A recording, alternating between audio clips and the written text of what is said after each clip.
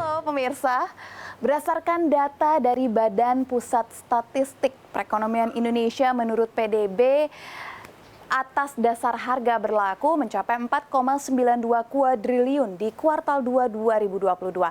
Dan yang berkontribusi paling besar adalah belanja rumah tangga hingga lebih dari 50% dari total PDB nasional.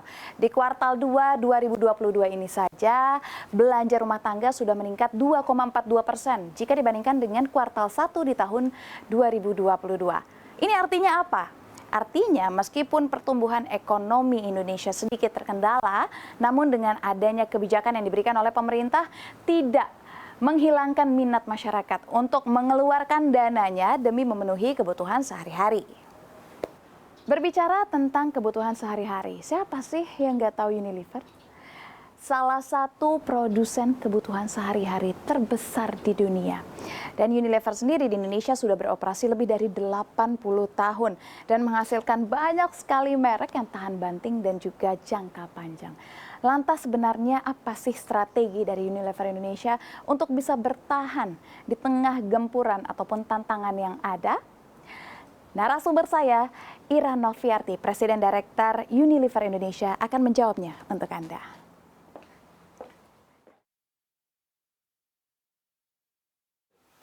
Halo, selamat siang Ibu Ira. Halo, apa kabar? Sehat. Ibu gimana? Baik, terima Aku kasih. ganggu nggak nih Ibu kira-kira kalau Oh, mau ngobrol-ngobrol? Boleh? Ini the right time. Thank you. Have a Oke. seat.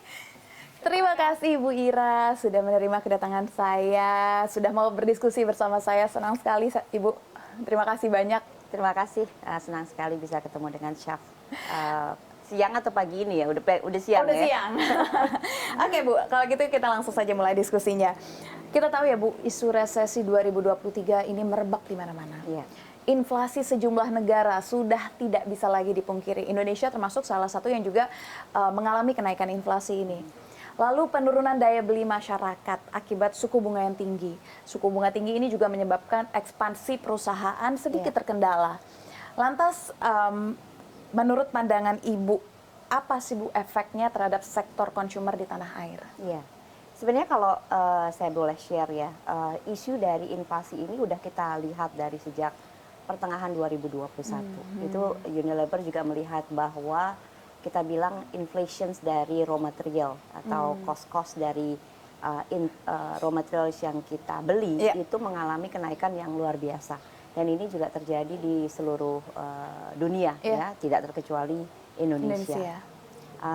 Nah, itu juga yang menyebabkan kita juga dari mulai pertengahan 2021 juga sudah memikirkan kira-kira apa yang harus kita lakukan untuk bisa, karena kan ini harga-harga naik, kalau misalnya semuanya kita pass on ke konsumen, konsumen nggak akan kuat untuk bisa menanggung kenaikan harga tersebut.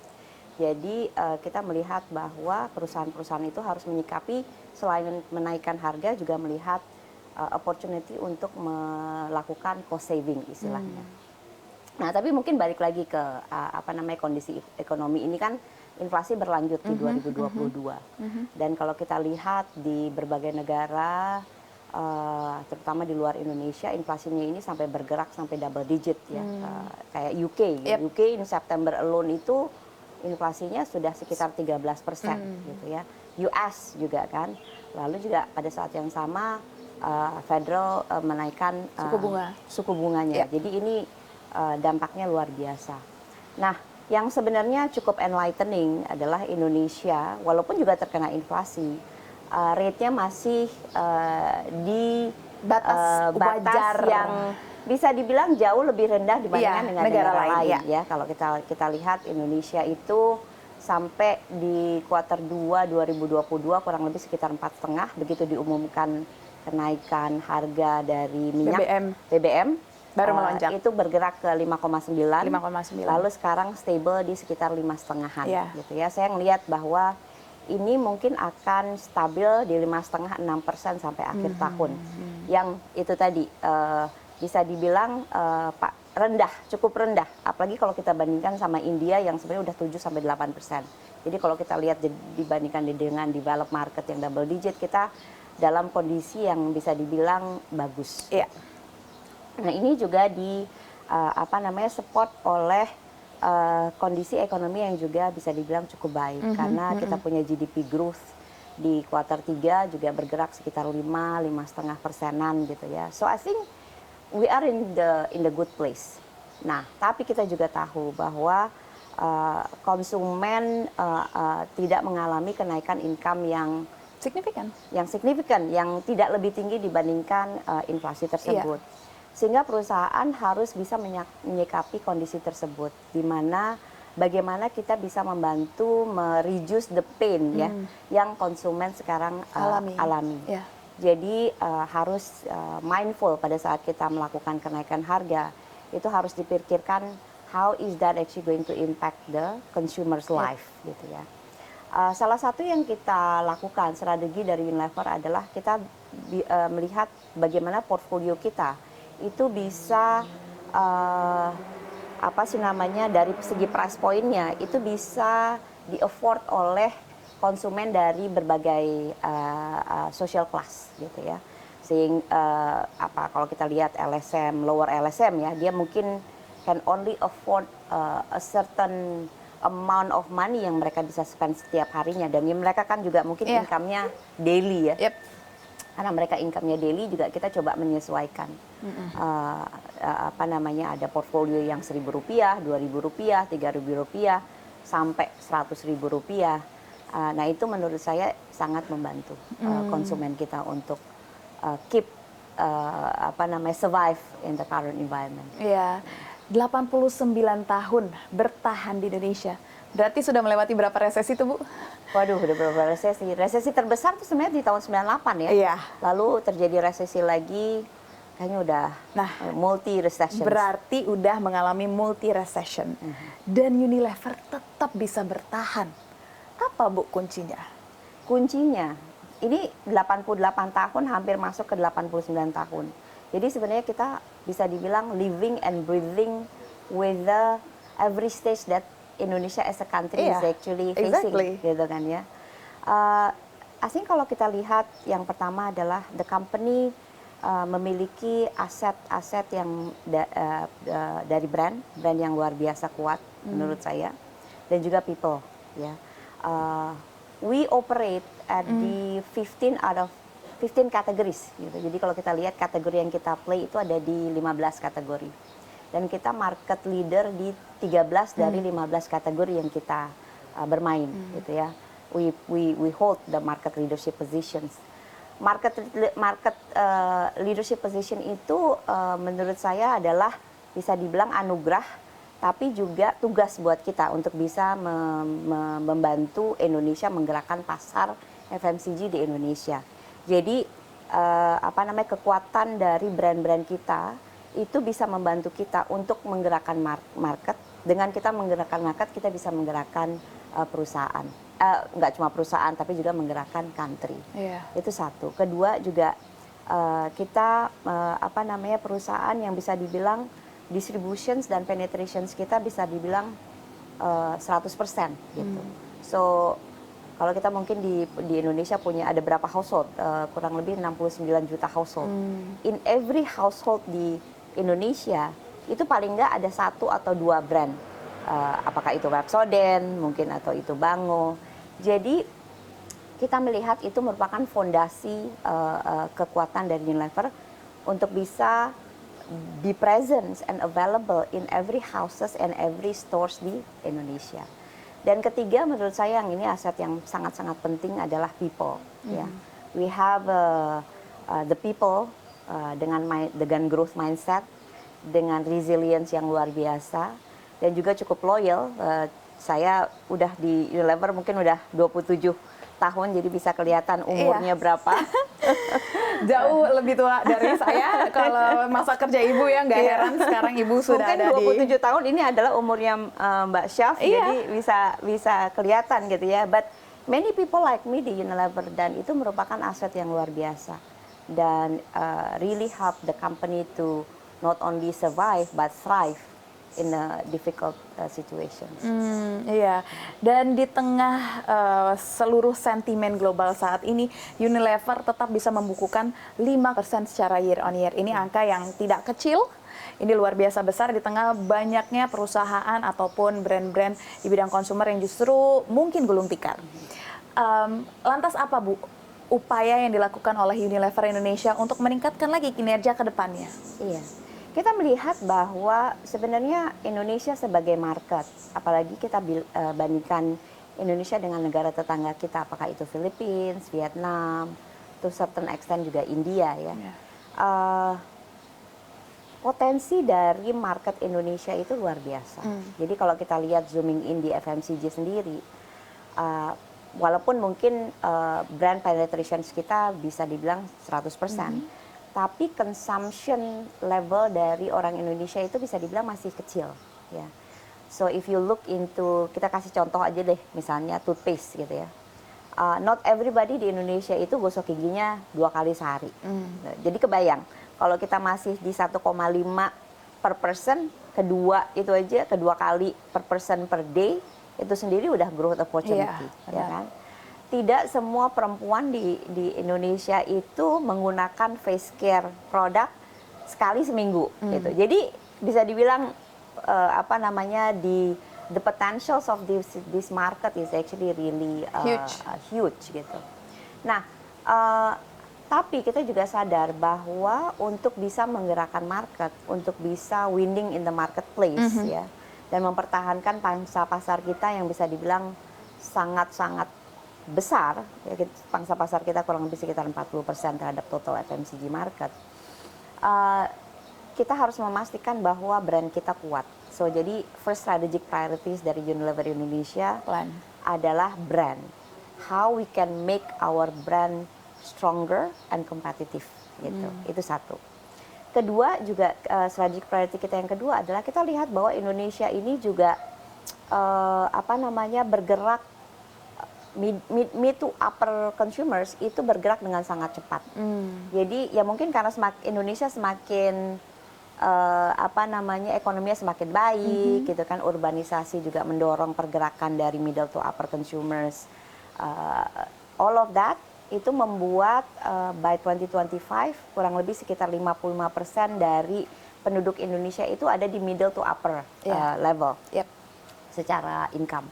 Nah, ini merupakan opportunity buat Unilever untuk melihat segmen premium gitu. Jadi premium segment ini akan menjadi suatu segmen yang akan fueling growth kita. Dan itu yang kita coba perkaya dan kita juga coba buat lebih rich gitu ya, sehingga para konsumen yang nanti bergerak ke arah sana dari segi wealth itu kita bisa capture demand-nya. Tapi kita juga tahu bahwa more than half of the bottom of the pyramid can still not afford the product. Jadi kita juga melihat bahwa betapa penting buat Unilever bisa tetap memberikan akses ya kepada middle to low income consumers ini produk-produk yang kualitinya bagus tapi dengan harga yang terjangkau. Yang lebih affordable. Nah, yang ketiga mungkin saya nggak bisa jelaskan lima-limanya, tapi yang ketiga ini yang menurut saya strategic priority yang sangat penting karena kalau tidak brand tersebut tidak bisa berkembang dengan baik. How we can build the execution powerhouse. Jadi kalau tadi Mbak Syaf tahu kalau kita sudah ada di setiap rumah di Indonesia gitu ya, dan distribusi kita ada di mana-mana. Kita melihat tetap ada opportunity untuk bisa memperkuat distribusi kita. Mungkin instead of lebih dilebarkan, ini lebih ditebalkan. Sehingga produk kita tersedia dengan bagus, dengan cukup, dengan kaya portfolionya. Nah, yang keempat kita mencoba mendigitize kita punya end-to-end operations. So e-everything is actually the theme. Semua dilakukan dengan digital. Dari mulai how do we market our brand, dari mulai bagaimana kita memastikan kalau dari mulai customer order sampai dia terima itu kalau mereka memerlukan waktu let's say 2 weeks gitu ya, itu kita bisa cepatkan lebih cepat, less than 1 week, bahkan for few days only gitu.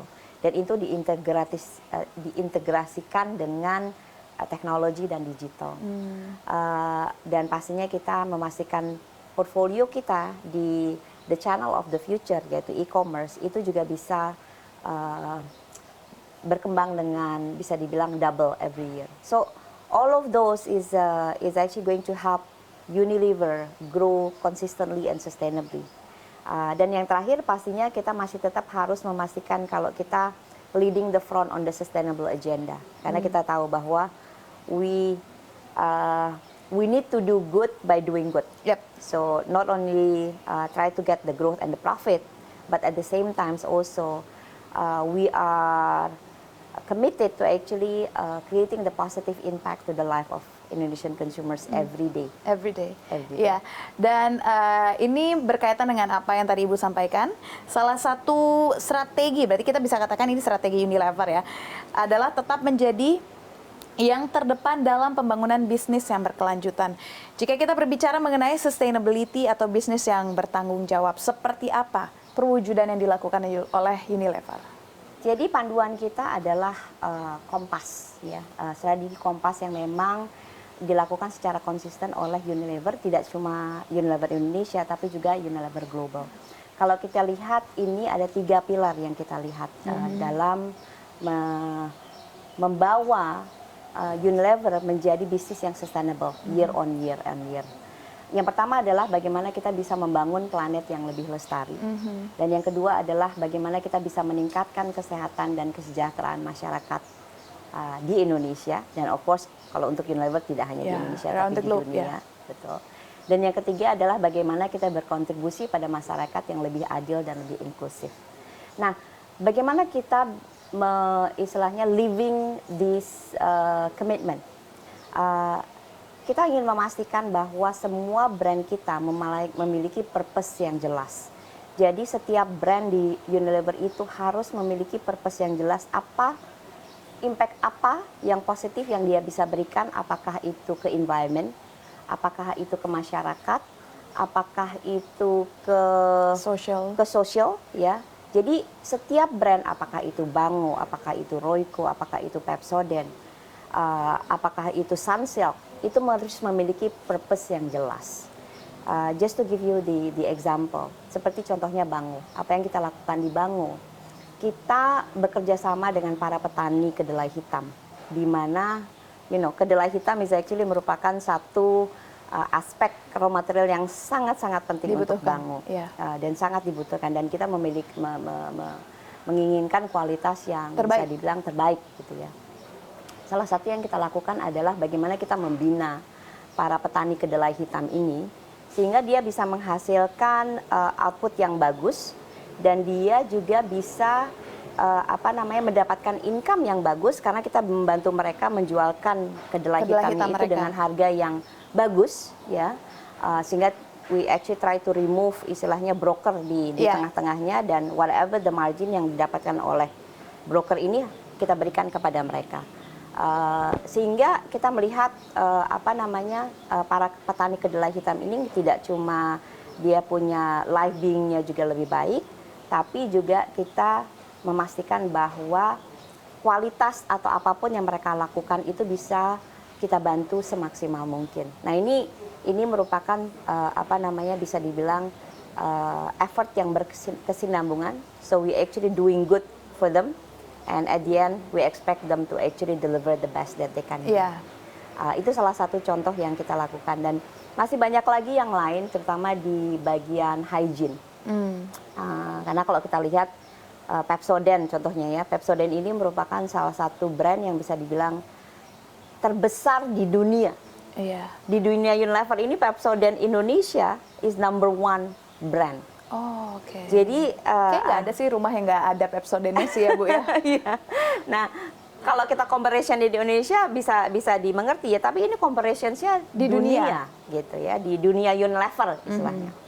Nah, jadi masalah paling besar yang dihadapi oleh para ibu di Indonesia itu adalah buat anaknya itu adalah cavities gitu. Jadi gigi berlubang. Nah, itu juga salah satu aspek yang Pepsodent itu sangat perhatikan. Bagaimana kita bisa membantu para ibu-ibu di Indonesia ini untuk bisa membantu anaknya avoid the cavities as an issue in their daily life. Kita melakukan school program, millions kids kita educate gitu ya. and hundreds of thousands of the school juga kita visit untuk bisa mengedukasi para anak-anak ini bagaimana mereka melakukan hygiene yang benar, oral hygiene yang benar. So those is probably the example yang kita lakukan di Unilever. On top of course the environmental agenda yang kita continue to actually be consistently doing. Kalau boleh tahu Bu, apa sih challenge terbesar yang dihadapi oleh Unilever? Challenge terbesar yang dihadapi oleh Unilever. Saya melihat kalau untuk short terms ya, ini 2022, kita melihat bahwa inflasi masih akan really on the corner gitu ya. Jadi itu challenge terbesar kita sebenarnya, bagaimana kita bisa mensikapi inflasi tersebut.